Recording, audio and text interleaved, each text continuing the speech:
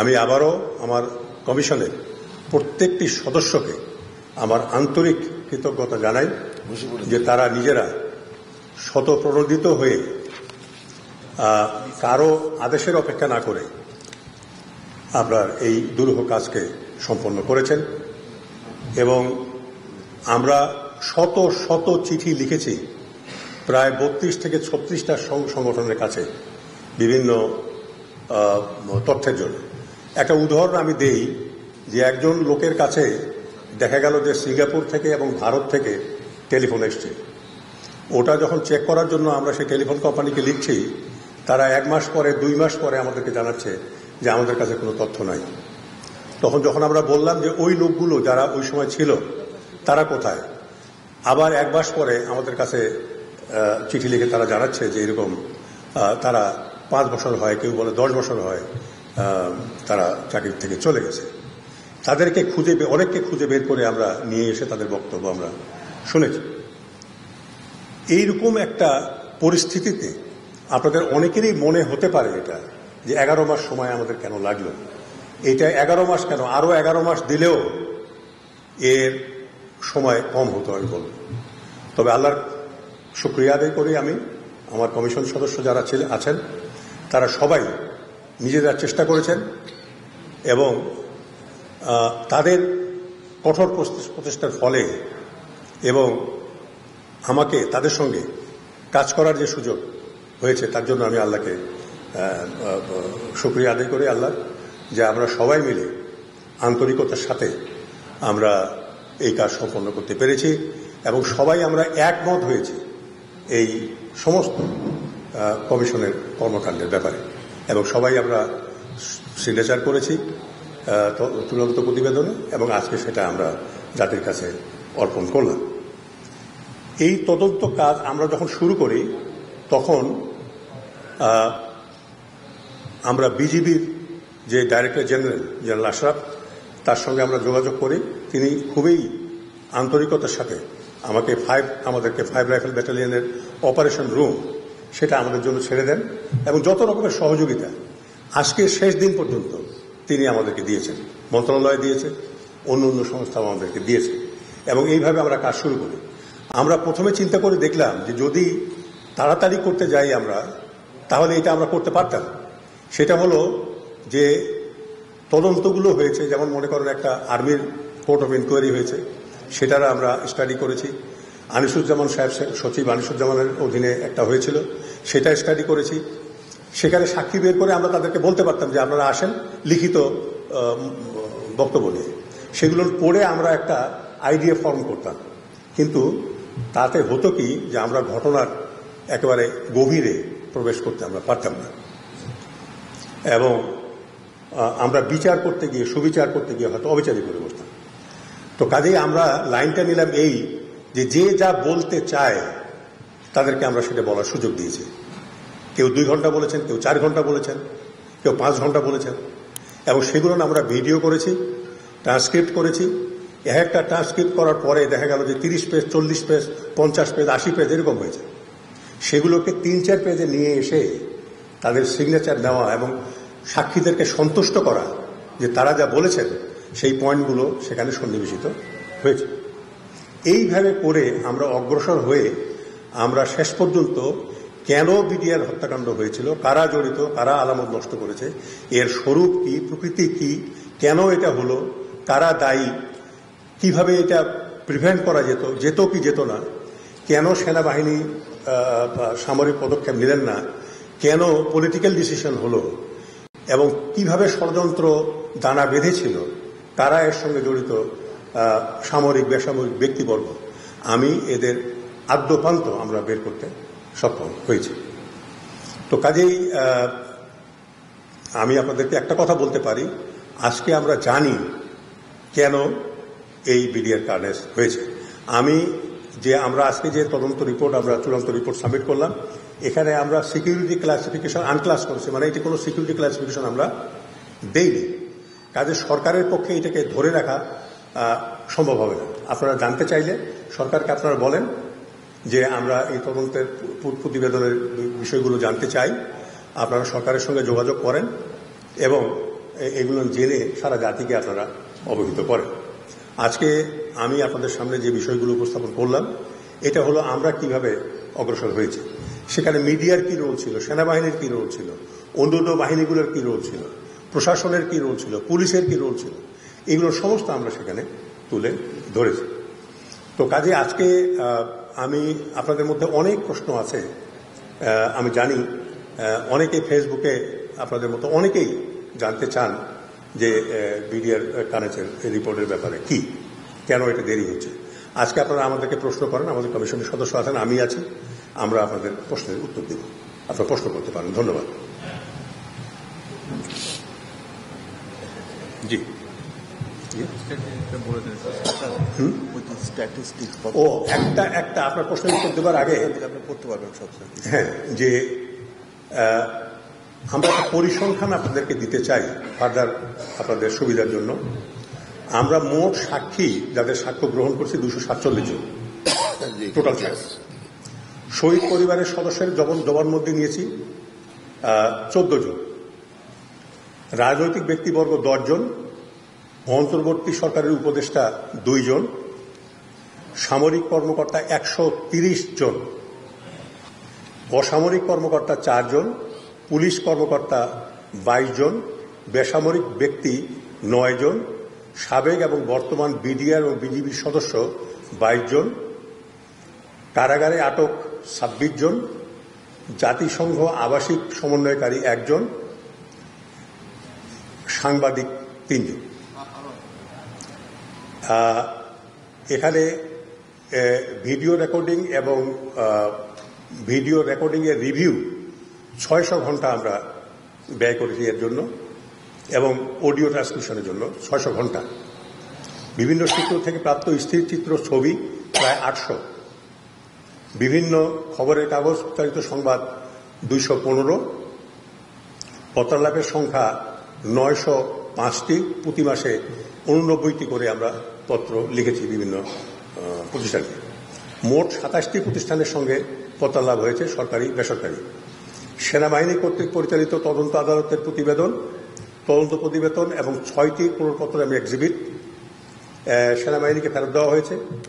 জাতীয় তদন্ত কমিটির প্রতিবেদন, যেটা আনিসুজ্জামান সাহেবের সঙ্গে হয়েছিল, সেখানে স্বরাষ্ট্র মন্ত্রণালয়ে ফেরত দেওয়া হয়েছে তদন্ত প্রতিবেদন। তৎকালীন বিডিআর কর্তৃক পরিচালিত তদন্ত আদালতের প্রতিবেদন 52টি তদন্ত প্রতিবেদন বিজিবিতে ফেরত দেওয়া হয়েছে।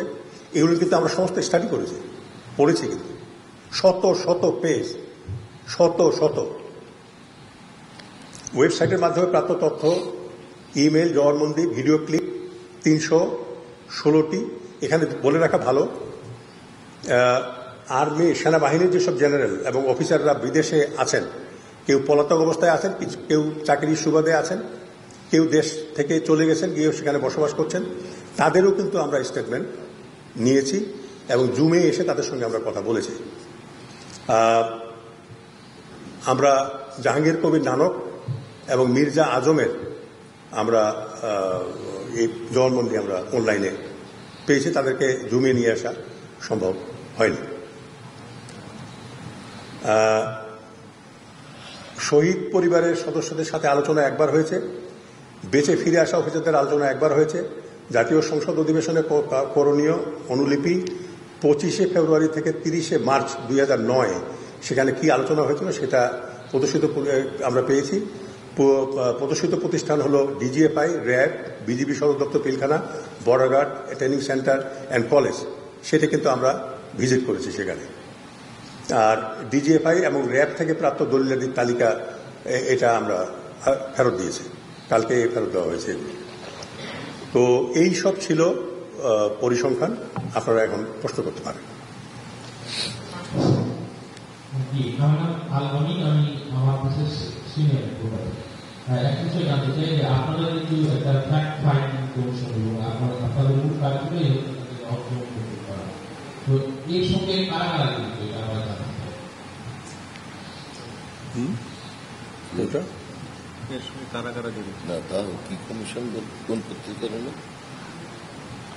এর সঙ্গে যারা জড়িত তাদের মধ্যে আমরা রাজনৈতিক ব্যক্তি পেয়েছি,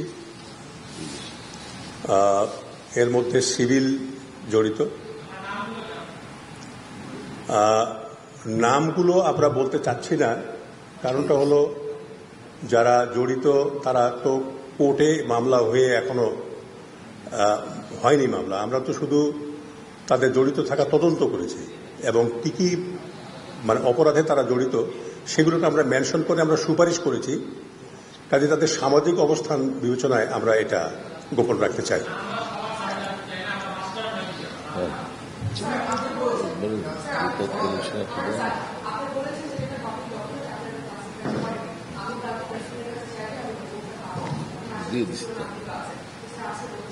না না, রিপোর্ট চাইলে আপনি পাবেন সেটা আমি বলিনি, আমি বলছি আপনি চাইতে পারেন সেখানে, এবং আমরা আনক্লাস করেছি যাতে এটা সবাই জানতে পারে।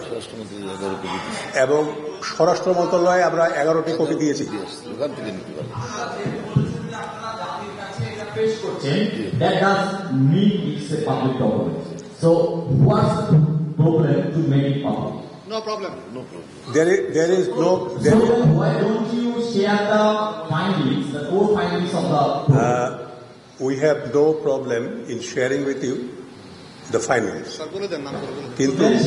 কিন্তু কথাটা হলো যে আমরা টপের লাভ বলবো, কিন্তু নিচে যারা জড়িত আছে যেমন মনে করেন সেগুলো আমরা বলতে চাই না। 1 নম্বর হলো যেমন প্রাক্তন প্রধানমন্ত্রী শেখ হাসিনা,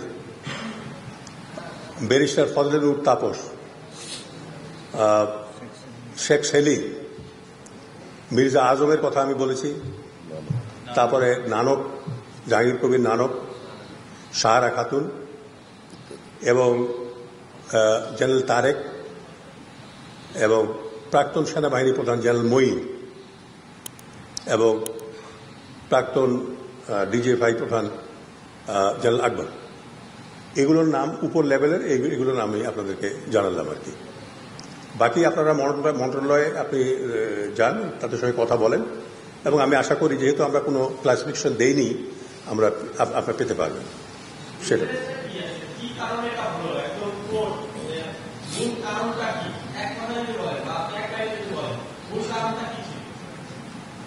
এই বিডিআর কার্নেসটা কেন হলো এর অনেকগুলো কারণ, এক কথা বলা যাবে না, এটা অনেকগুলো কারণ আছে।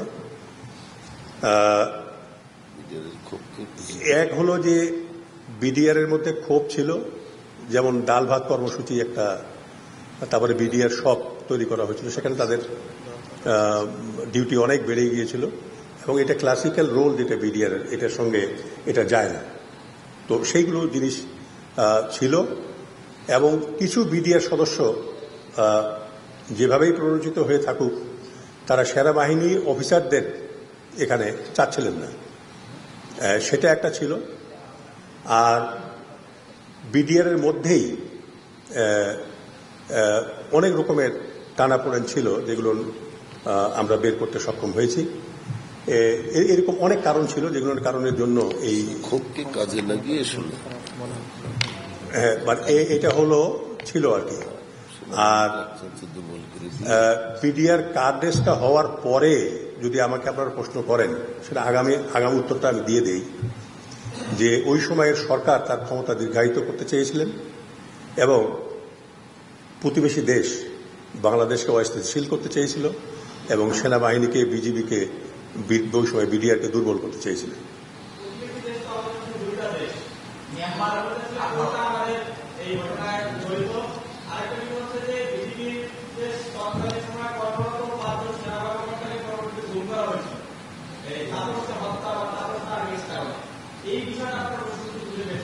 আমরা খুব বিশদভাবে এটা তদন্ত করেছি, গুম করা হয়নি।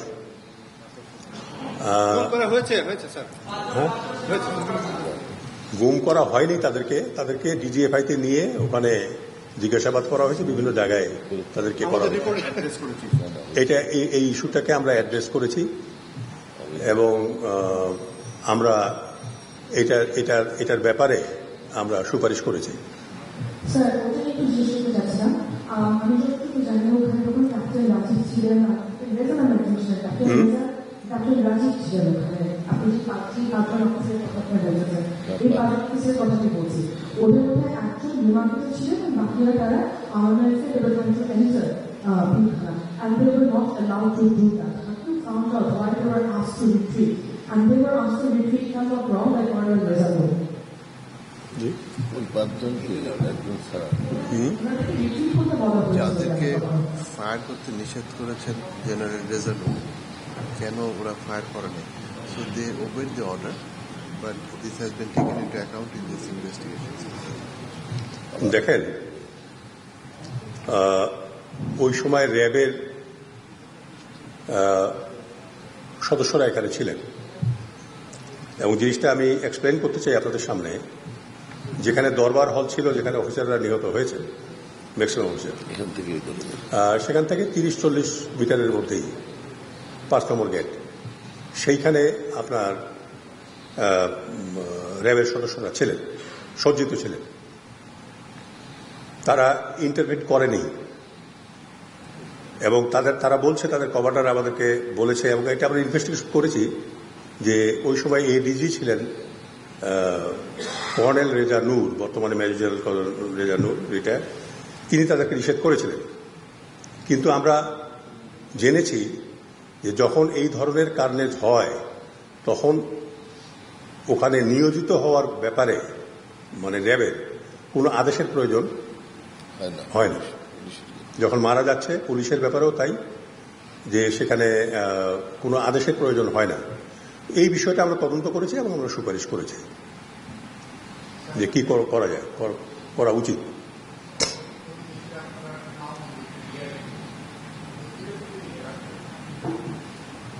জি,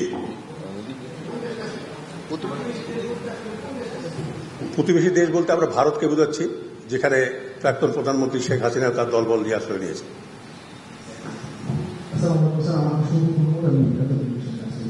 আপনি বলছিলেন যে এটার কারণ হিসেবে সবাইকে ডানহাত কর্মসূচির একটা বড় কারণ ছিল, এইটা নিয়ে অসন্তোষ ছিল। কিন্তু আমরা এর আগে যত গণমাধ্যম বা যারা পরিবার আছে তারা এই বিষয়ে কথা বলেছে যে ডানহাত কর্মসূচিকে আসলে সামনে আনা হয়েছে একটা কারণ হিসেবে, সেটা একটা তো আসলে কি আপনাদের ফাইন্ডিং যেটা বলে যে ডানহাত কর্মসূচি আসলে এখানে কোনো বড় কারণ না? ষড়যন্ত্র আগে থেকে খুব কাজে লাগে। শোনেন, কথা হচ্ছে যে এই বাহিনীটাকে দুর্বল, না ঠিক আছে, এই বাহিনীটাকে দুর্বল করার জন্য এবং বাংলাদেশকে অস্থিতিশীল করার জন্য ষড়যন্ত্র ছিল, এবং এই কাজগুলোকে ডালভাতের কর্মসূচি, তারপরে বিডিআর সব আর্মি অফিসার কেন এখানে এসে তাদেরকে কমান্ড করছে, এই বিষয়গুলোকে সামনে এনে এগুলোকে ব্যবহার করা হয়েছে। বুঝছেন আপনি যে আসলে ষড়যন্ত্র ছিল আমাদেরকে দুর্বল করে, দেশকে অস্থিতিশীল করা এবং বাহিনীগুলোকে দুর্বল করা।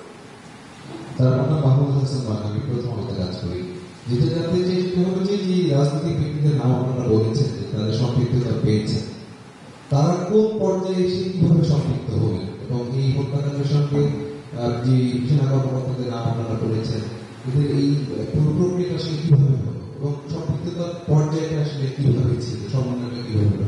এগুলো একটা দীর্ঘ সময় ধরে এটা হয়েছে আর কি, এটা একদিনে হয়নি, একটা দীর্ঘ সময় ধরে এগুলো হয়েছে।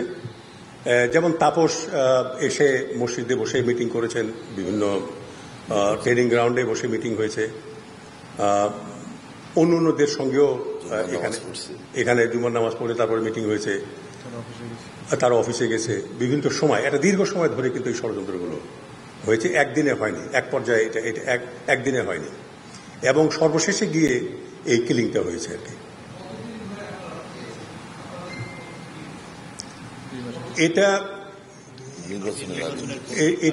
এটা যদি আপনি ধরেন 2009-এ এটা হয়েছে, 2008 থেকে শুরু হতে বলতে পারেন আপনি।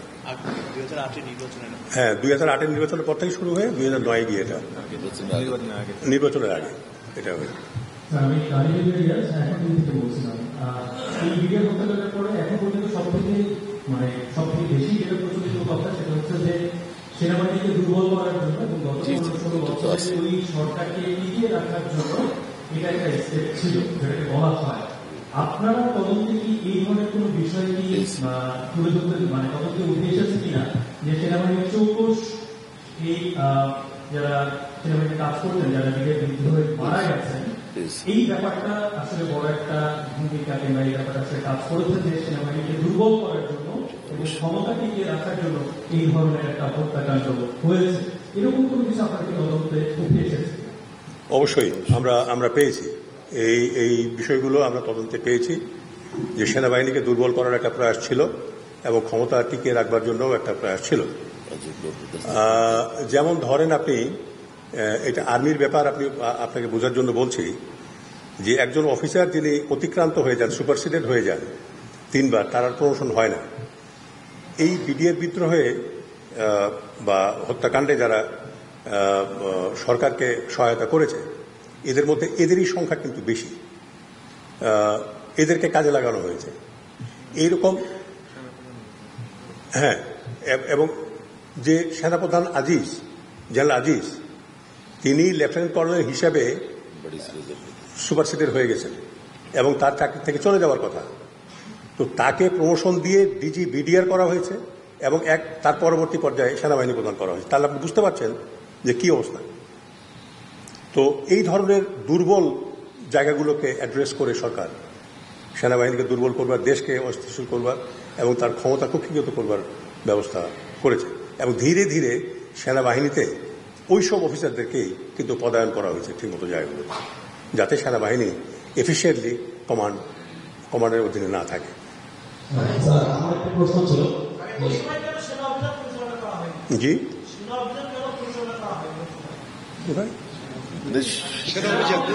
সেনা অভিযান নিয়োগ করা হয় নাই কেন? কেন পরিচালনা করা হয়? রাজনৈতিক ভাবে হলো কেন? সেনা অভিযান না করে জি জি আমরা দুটাই ইনভেস্টিগেশন করেছি এবং ওটাই তো ষড়যন্ত্র, বিকজ এইটাই মূল বিষয়টা যে কেন সেনা অভিযান এখানে হয়নি। সেনা অভিযান হওয়ার পিছনে যেটা কারণ সেটা হলো সেনাপ্রধান জেনারেল মঈন, উনি সেনা সদর পরিত্যাগ করে প্রধানমন্ত্রীর অফিসে চলে যান যমুনাতে এবং সেখানে তিনি সন্ধ্যা 6টা পর্যন্ত ছিলেন, যেটা শুরু হয়েছে সকাল 9:30 10:40 দিকে কিলিং শুরু হয়েছে। তো এই সবকিছু লাশ বের হয়ে আসতেছে, তাকে বলা হয়েছে, কিন্তু সেখান থেকে তিনি আর সেনা সদরে ফিরে আসেননি। এবং আরো 2 বাহিনী প্রধান, নৌ এবং বিমান বাহিনী, উনিও সেখানে ছিলেন। একটা কথা আপনাদেরকে আমি বলি, ওই সময় বিডিআর পিলখানাতে বিডিআর কমান্ড করার জন্য কোনো অফিসার ছিল না। যে অফিসারগুলোকে ছিল তাদেরকে কাউকে মেরে ফেলা হয়েছে, বাকি অফিসার কেউ চলে গেছে, বের হয়ে চলে গেছে, কাউকে জিম্মি করা হয়েছে, আটকে রাখা হয়েছে। সেখানে বিডিআরকে কমান্ড করবার জন্য কোনো অফিসার ছিল না, কাজেই সেখানে ইন্টারভিন করলেই কিন্তু বিডিআররা পরাজিত হতো ওই সময়। কিন্তু সেটা করা হয়নি, কারণটা হলো এটা একটা ষড়যন্ত্র ছিল যে এইভাবেই এই অফিসারদেরকে ধ্বংস করা হবে। এবং আমি আপনাকে বলে রাখি, 2 দিনে যখন 57 জন অফিসার নিহত হয়, সে দেশের স্বাধীনতা সার্বভৌমত্ব থাকে না।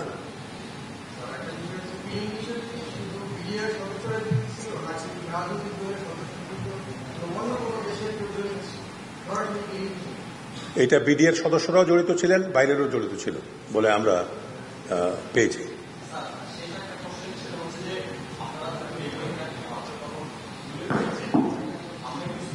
জানতে চাই যে তাদের আসলে এনগেজমেন্টটা কিরকম ছিল বা কোন পর্যায়ে কিভাবে ছিল। যেমন আমি ব্যক্তিগতভাবে অবিনাশ মালিক নামে একজন লেখক আছেন, ভারতের স্কলার, তার একটা বই আছে ইন্ডিয়ার নিয়ারেস্ট। ওই বইতে কিছু জায়গায় একটা পেজে উনি বলেছেন যে কিভাবে প্যারাট্রুপাররা মানে ভারত থেকে তৎকালীন ভারতের সেনাপ্রধানের নির্দেশে তারা এটিকে এসে রেস্টিটিউশন করার জন্য রেডি ছিল, about to be intervene into a sovereign country. এবং আমরা রিসেন্ট টাইমে দেখেছি যে কানাডাতে তাদের একটা গোয়েন্দা সংস্থার লোকজন দিয়ে একজন শিখ মানে এই শিখ লিডার, তাকে তারা কিভাবে অ্যাসাসিন করেছে, এটা 2টা দেশের মধ্যকার সম্পর্ক কোন পর্যায়ে পর্যন্ত নিয়ে গেছে। এবং এটা নিয়ে কিন্তু আসলে চাইলে, যেহেতু তারা একটা সভরেন কান্ট্রিতে এরকম একটা অপারেশন করতে চেয়েছিল বলে আপনারাও এখন প্রকাশ্যে বলছেন, যে এই ক্ষেত্রে আপনাদের সুপারিশটা কি হবে? আমরা ভারত যে এইভাবে একটা কাছের দেশের একটা সভরেন দেশকে এইভাবে ইন্টারভেন করতে চেয়েছিল বা এরকম একটা অপারেশন সাথে ইনভলভ ছিল, তো what will be your submissions of the recommendation to our government?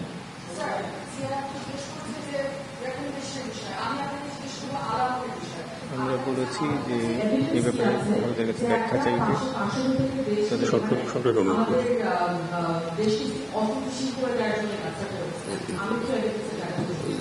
Srinivas সংযুক্ত বাদুয়ার দাবি অ্যাকচুয়ালি অবিনাশ পালিওয়ালের বই আমরা পড়েছি, স্টাডি করেছি। শুধু সেটা নয়, আপনার প্রণব মুখার্জির যে মাই কোয়ালিশন ডেজ, সেখানে জেনারেল মঈন সম্বন্ধে যে তথ্য আছে সেটাও আমরা স্টাডি করেছি ইন ডেপথ। এমন কোনো ডকুমেন্ট নাই যেগুলো হাতের কাছে, সেই ডকুমেন্টগুলো আমরা সেই ডকুমেন্টগুলো আমরা স্টাডি করেছি এবং সাক্ষী যেসব আছে সেগুলো তো সাক্ষী আমরা পেয়েছি।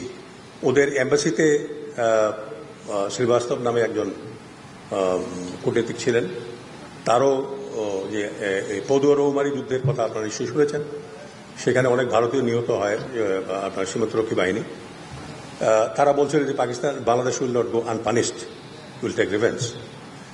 সো এইগুলো এবং আরও অনেক বিষয়, ওইটাই শুধু নয়, আরও ইন্টারনেটে অনেক লেখা আছে, সেই লেখাগুলো কিন্তু আমরা ডাউনলোড করে পড়েছি। পড়ে আমরা নিশ্চিত হয়েছি যে এই বিডিআর কার্নেজ যেটা হলো, বাহিনী দুর্বল হলো, দেশ অস্থিতিশীল হলো, এতে বেনিফিশিয়ারি কারা? তো সেখানে আমরা ভারতকে পেয়েছি যে ভারতেই একমাত্র প্রতিবেশী দেশ যারা এই বাংলাদেশের এই কার্নেজের মাধ্যমে বেনিফিশিয়ারি হয়েছে।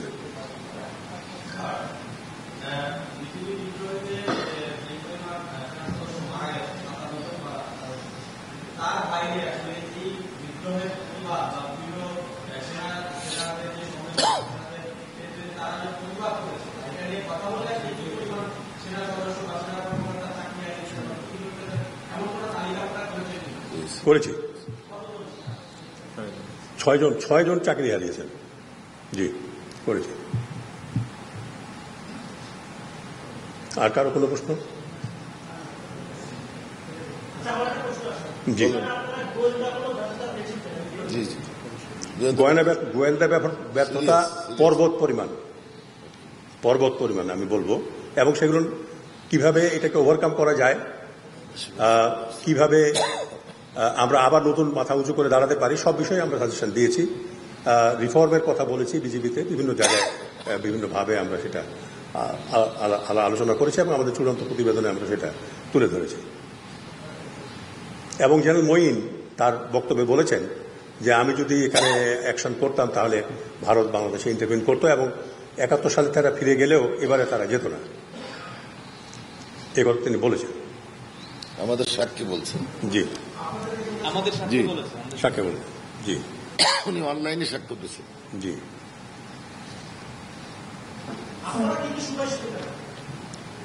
আমরা অনেক সুপারিশ করেছি। এই সুপারিশগুলো এই মুহূর্তে আপনাদেরকে এখন সংস্কারের জন্য সুপারিশ করেছি। এই মুহূর্তে তো এইভাবে হয়তো বলা সম্ভব হবে না আর কি। আমরা সব জায়গাতেই করেছি, সেনাবাহিনীতেও সুপারিশের কথা বলেছি, বিজেপিতেও বলেছি, প্রশাসনেও বলেছি, পুলিশেও বলেছি, পুলিশের ব্যাপারেও আমরা বলেছি। ডিটেইল ক্যাপাসিটি, গোয়েন্দা সংস্থার সক্ষমতা বৃদ্ধি এবং কি করে এটা কোঅর্ডিনেট করা যায়, একটা অ্যাপেক্স বডি গঠন করে এটা সমন্বিত করা যায়, সে ব্যাপারেও আমরা কথা বলেছি।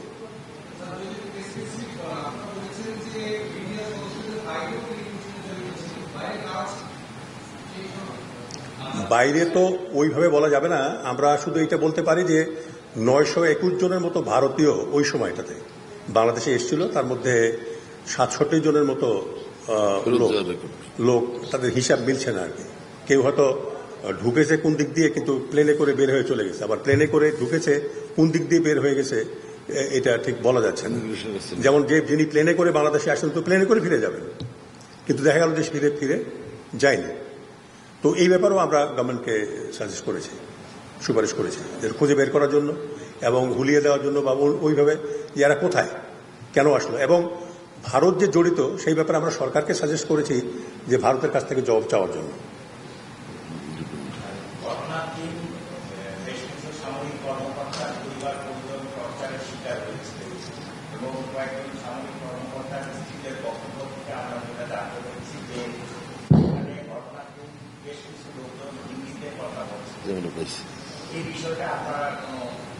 জি, এটা আমরা তুলে ধরেছি, তুলে ধরেছি আমরা। সাক্ষীতে এসছে, আমরা তুলে ধরেছি। এখানে টর্চার তো বিভিন্নভাবে হয়েছে। যেমন মনে করেন যে একজন অফিসারকে মেরে ফেলবার আগে তাকে শারীরিকভাবে নিগৃহীত করা হয়েছে, কারো চোখ তুলে ফেলা হয়েছে, কারো স্পাইনাল কর্ড ভেঙে দেওয়া হয়েছে, কারো হাত ভেঙে দেওয়া হয়েছে, তারপরে গুলি করা হয়েছে। ফ্যামিলিদের ব্যাপারেও বাড়ির ঘর লুট করা হয়েছে, অগ্নিসংযোগ করা হয়েছে, তার সোনাদানাগুলোকে লুটতারাজ করা হয়েছে, তার শারীরিকভাবে নিগৃহীত করা হয়েছে। এগুলো আমরা তুলে ধরেছি।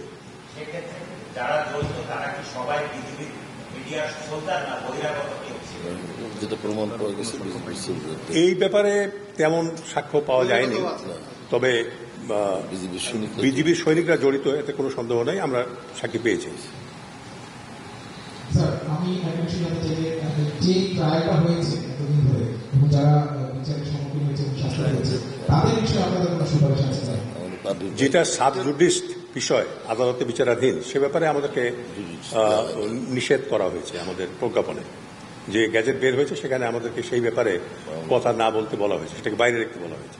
বরং কেউ যদি অপরাধী থেকে থাকে, বিচারে আওতায় আসে নেই, সেটাকে আওতায় নিয়ে আসতে বলা হয়েছে আমাদের।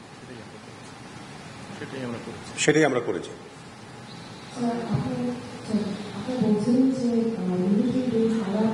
মাইকটা ছাড়া বলেন, আমরা শোনা যাবে।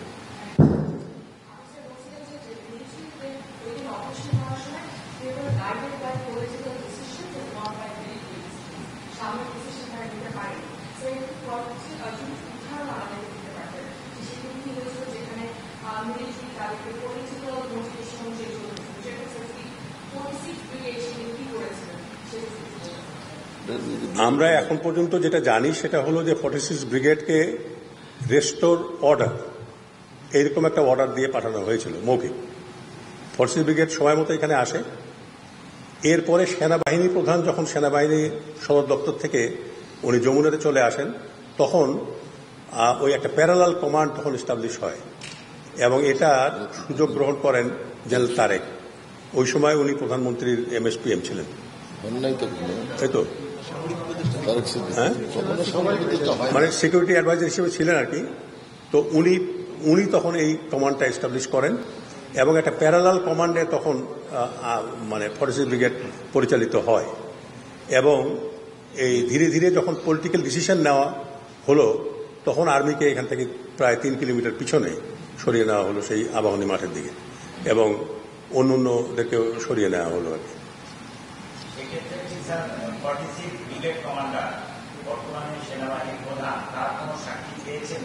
জি, পেয়েছি।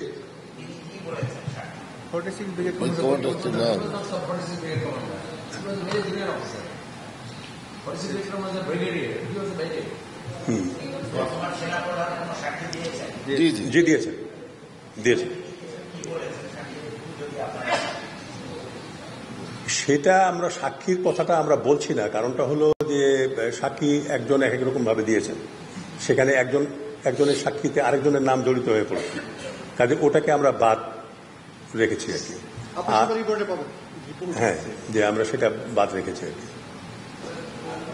রিপোর্টে সবই বলা আছে। জি,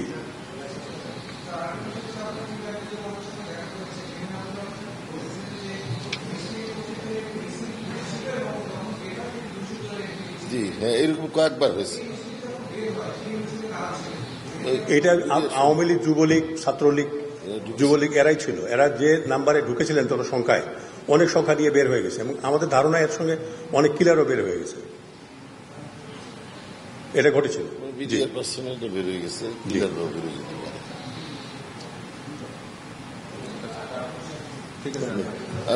অনেক ধন্যবাদ আপনাদেরকে। আপনাদের বক্তব্য আমরা শুনলাম। আমি আশা করি আমাদের বক্তব্য আপনারা সঠিকভাবে তুলে ধরবেন এবং জাতিকে আপনারা আর জাতি যাতে বিভ্রান্ত না হয়। আর আরেকটা বিষয় আমি আপনাদের সবাইকে বলতে চাই, সেটা হলো আমরা যদি ফেল করে যাই এই বিষয়টাকে অ্যাড্রেস করার কারণে, তাহলে আবার পিলখানা হয়তো বাংলাদেশে হবে।